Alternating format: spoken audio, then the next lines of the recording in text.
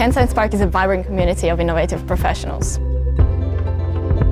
I do get nostalgic walking around here thinking about what this site achieved, the millions of lives saved.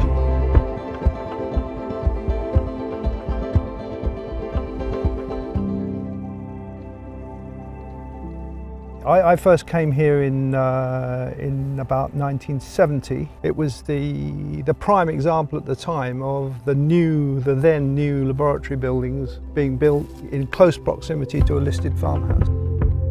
Today is the celebration of 80 years here at Kent Science Park. Before that it was just a farm, but what started as something small dramatically grew over the following 25-30 years. I'm Dr. David Potter, but I wasn't Dr. Potter when I came to this site. I came straight from college, interviewed 50 years ago, and started as a technician. I really thought I'll probably get 3 years experience here and move on. That's what most scientists do. But there I was, 40 years later, Dr. David Potter, having gained my PhD at King's College London while I was working here at site. Those buildings are where I started. Where I started my career, in the middle one. Crikey, the memories on the left-hand side here. Yes. Many canteen lunches, when I came, they were a shilling. A shilling? Kent Science Park, it was actually formed in 1945. Initially, it was just a farm where chemicals could be tested, for their fungicide, insecticidal type of work. But then, as time went on, the site built and it became more than just farm chemicals. So many other forms of research took place here. When it won the Nobel Prize in the 1970s, the research really had diversified. It started from kitchen table, then we moved into a little garage and lived for a number of years in that garage and moved to Kent Science Park. Oh my God, it was a huge difference, being more surrounded by like-minded people, having access to a kind of a network where you could shout out if you need any sort of help. I think it makes a huge difference. When the opportunity arose, we moved immediately to Kent Science Park because this is where we felt we belonged. I've worked in a different facility before and it's nowhere like here.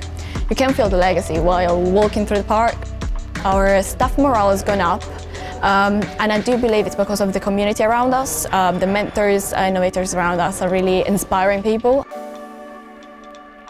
When one of the two-storey buildings was being erected at the time, and we had a new safety officer on site, I know he came to see me as the sort of construction man for the site, saying, look, you're going to have to stop your guys that are erecting the steel frame from doing handstands on the steel frame as they were erecting it to attract the attention of the girls walking out of the laboratories to the canteen at lunchtime. And that's actually a very difficult thing for me to stop. Just driving up this morning to the site, I remember having driven up here for 50 years, the trees there, they used to be so small. The site really has changed in a lovely way, I think. GW Pharmaceuticals, they were sold, and amazing to actually think that a company started with a sowing of 8 packets of seeds was sold for $7.2 billion.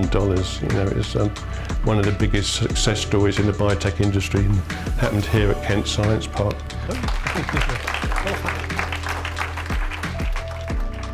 I do get nostalgic walking around here thinking about what this site achieved, the millions of lives saved.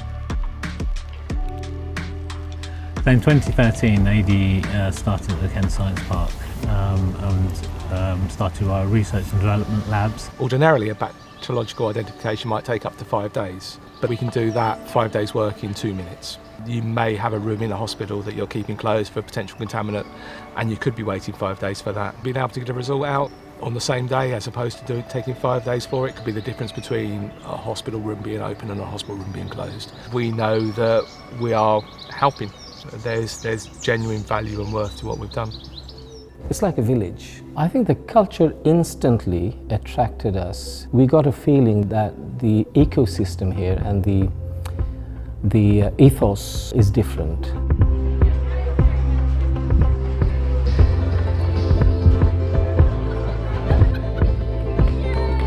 Earlier this year, we decided to plant an oak tree as it symbolises the gift for an 80th anniversary. I'm going to hand over to David, who is going to unveil the plaque. So this oak tree was planted in 2025 to mark 80 years of Kent Science Park, dedicated to Dr. David Potter, biologist, storyteller and long-standing member of the Kent Science Park community.